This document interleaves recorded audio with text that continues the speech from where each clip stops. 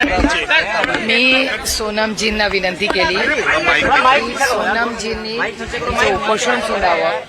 फार जास्त दिवस झाले आणि सोनमजींचा हा लढा हा इथून पुढे आम्ही सगळे लढू. उपोषण सोडावं अशी विनम्र विनंती करायला आम्ही सगळे आलो. विनती करणे आहे सोनमजी उनके लिए जो लड़ना है वो हम सब संसद में भी लड़ेंगे. संसद का सत्र सोमवार से शुरू हो रहा है और हम वहाँ बहुत सारी जो बात है और नीट के बच्चों का जो है वो वहाँ हम सब बोलेंगे. अभी सत्र भी शुरू होने वाला है तो ये आवाज वहाँ भी आप लोग उठाएंगे? बिल्कुल उठाएंगे. आता तुम्ही भूमिका मांडलेली आहे की धर्मेंद्र प्रधानांच्या राजीनाम्याची आम्हीही संसदेमध्ये पहिल्याच दिवशी मागणी करू. आमचं म्हणणं आहे की 2 मीटिंग इथे जर आंदोलन चाललं असेल तर आमची नैतिक जबाबदारी आहे की समाजात ज्या गोष्टी झाल्या आहेत त्या सरकार दरबारी पोहोचवल्या पाहिजे. एक भावना समाजात पालकांमध्ये युवा पिढीमध्ये आणि इथे एक आंदोलन चाललंय ज्याच्यात धर्मेंद्र प्रधानजींचा राजीनामा घ्या नाहीतर आम्ही उपोषण सोडणार नाही. मला असं वाटतं आम्ही जे लोकप्रतिनिधी आहोत आमची नैतिक जबाबदारी असते की समाजात ज्या गोष्टी झाल्या त्या संसदेत मांडल्याच पाहिजेत. आणि संसद सुरू व्हायच्या आधी 2 ठिकाणी मी याच्याबद्दल बोलणार आहे. एक तर रविवारी सकाळी एक ऑल पार्टी मीटिंग भारत सरकारने बोलवलेली आहे. त्या भारत सरकारच्या मीटिंगमध्येही शेतकऱ्यांच्या आत्महत्याचा विषय, भारतात कमी झालेला पाऊस तो एक अतिशय महत्त्वाचा विषय, त्याचबरोबर शिक्षणाच्या या परीक्षांमध्ये झालेला सावळा गोंधळ आणि राम मंदिरच्या ज्या काही व्हिडिओज येत आहेत असे अनेक गंभीर विषय आज देशाच्या समोर आहेत.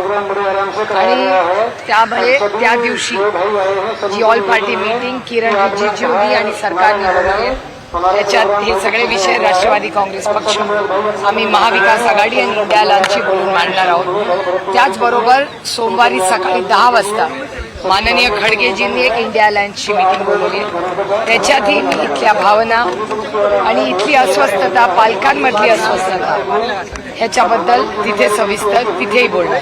मैम, छात्र आंदोलन को समर्थन करने आप आई हैं. जवाहर यूनिवर्सिटी के 38 बिल्डिंगों पर बुलडोजर चलाने की बात हुई है, क्या कुछ कहना चाहेंगे आप इसके बारे में? हम जब सत्र शुरू होगा तब इस बारे में पार्लियामेंट में बोलेंगे. आपको लगता है कि सरकार झुकेगी? एक खबर ये आ रही है बताएं. मैम एक खबर ये आ रही है कि आप लोग एनडीए के संपर्क में हैं, कुछ नेता आप लोगों के मिले, इसमें क्या सच्चाई है? क्या आप लोग एनडीए के साथ जाने वाले हैं? इसके बारे में मुझे तो कुछ नहीं. ना एनडीए ने मुझे फोन किया है ना मैंने एनडीए को फोन किया है.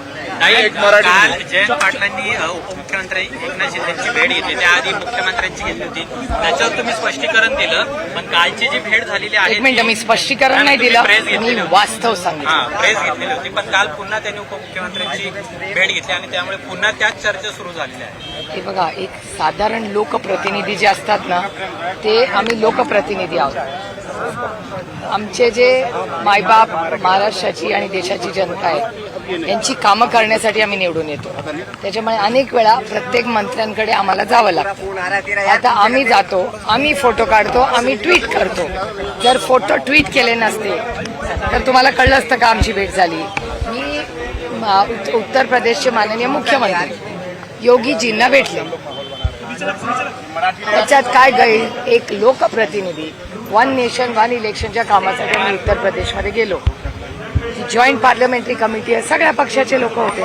आम्ही जाऊन त्याच्यात भेटलो. एका सशक्त लोकशाहीमध्ये मला खरं सांगा, मंत्री काय गुन्हेगार आहेत का की आम्ही त्यांना भेटू शकत नाही? हे कमाल आहे.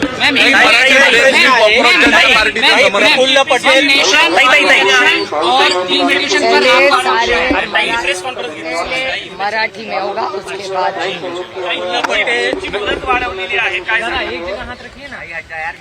आज 2 JPCची माहिती येते.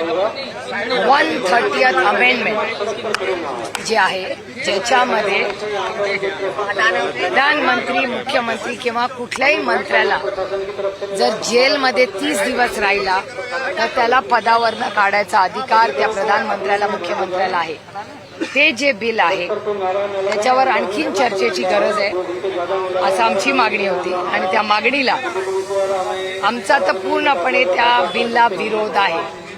त्याच्यामुळे त्या बिलला आमचा विरोध आहे आणि त्या जेपीसीला दिवस वाढवून द्यायचा निर्णय हा सरकारने घेतलेला आहे. त्याचं मी मनापासून स्वागत करते. आमचा इच्छा आहे त्या बिलची अंमलबजावणी होऊच नये. आम्ही त्या बिलच्या पूर्ण विरोधात आहोत. ताई, विलिनीकरणाच्या अनुषंगाने सुनील तटकरे पहिल्या दिवशी सांगत होते की अशा कुठल्याच पद्धतीच्या चर्चा दादांकडनं तुमच्यासोबत किंवा आपल्या पक्षासोबत सुरू नव्हत्या. आज सुनील तटकरेंनी सांगितलेलं आहे की चर्चा सुरू होत्या, दादा असताना बरंच काय बोलणं झालं होतं. सुनील तटकरेंचा हा मोठा युटर्न आहे. माझा भाऊ आज राहिला नाही, त्याच्यामुळे माझ्या भावाबद्दल किंवा त्याच्याबद्दल झालेल्या चर्चेबद्दल त्याला आता पूर्ण विराम झालेला आहे. माझा भाऊ जाऊन 5 महिने झालेत. कुठे आता आम्ही एक कुटुंब म्हणून सावरतोय. त्याच्यामुळे वारंवार त्या जुन्या गोष्टी काढून माझ्या भावाची जी शेवटची इच्छा होती की हे दोन्ही पक्ष एकत्र येऊन गुण्यागोविंदाने सगळ्यांनी राज्याची आणि देशाची सेवा करावी, ही माझ्या भावाची शेवटची इच्छा होती. पण अर्थातच त्या राष्ट्रवादी म्हणजे माझ्या भावाची इच्छा पूर्ण करायची तयारी माझी दादा असतानाही होती आणि दादा गेल्यावरही होती. पण आता तशी काही भावना त्या बाजूने येत नाहीये. त्याच्यामुळे माझ्या मनात आणि आमच्या संघटनेत त्या विषयाला आम्ही पूर्ण विराम दिला. ज्या दिवशी दादा गेला त्या दिवशी त्या विषयाला जेव्हा कोणी आमच्यातले काही माननीय नेते बोलले आणि समोरच्यांनी सांगितलं की अशी घटना झालीच नाही, आम्हाला प्रचंड दुःख झालं आणि वेदना झाला. एक तर माझा भाऊ गेला होता आणि माझ्या भावाची शेवटची इच्छा पूर्ण करण्यासाठी आमचे सगळे प्रयत्न होते, कारण का तो प्रस्ताव माझ्या भावाचा होता. त्याच्यामुळे पूर्ण ऐकून तर घ्या. त्याच्यामुळे आमच्याकडून तो विषय आम्ही त्या दिवशी संपवला. आम्ही स्वाभिमानी लोक आहोत. त्याच्यामुळे आम्ही आमचा स्वाभिमान आणि आमचा भाऊ आज राहिला नाही, त्याच्यामुळे ठीक आहे. त्याच्यामुळे या विषयावर राष्ट्रवादी काँग्रेस पक्ष शरदचंद्र पवार ज्या दिवशी माझा भाऊ गेला आणि माझ्या लक्षात आलं त्यांच्या स्टेटमेंट्सवरून समोरच्यांच्या की त्यांना हे करण्यात दादाची इच्छा पूर्ण करण्यात रास्त नाही, मी पूर्ण विराम लावला आणि त्यानंतर आम्ही राज्याच्या आणि देशाच्या सेवेसाठी लागलेलो आहोत. डिलिमिटेशनवरती असा शक्यता वर्तवली जाते की तुमचा पक्ष समर्थन करेल इंडिया. बिल आले, मी परवाच्या दिवशी जर तुम्ही माझी प्रेस कॉन्फरन्स पाहिली असेल, ऐकली असेल तर मी परवाही तेच बोललेले, बिलच आलेलं नाही, त्याच्यामुळे चर्चा कशी करणार. कॉक्रोच जनता पार्टीला समर्थन द्यायला इंडिया आघाडीतून उशीर झाला अशी टीका काही लोकांकडून केली जाते. ठीक आहे, ही लोकशाही आहे, प्रत्येकाला टीका करायचा अधिकार आहे. मैम, हिंदी में छोटा सा एक जवाब दे दीजिए. 1 नेशन 1 इलेक्शन और डिलिमिटेशन का अगर बिल सरकार लाती है तो आप लोग इसका समर्थन करेंगे या क्या? एक तो डिलिमिटेशन का बिल आया ही नहीं है, तो मैं जो बिल देखा ही नहीं उस पर कैसे बोल सकूं.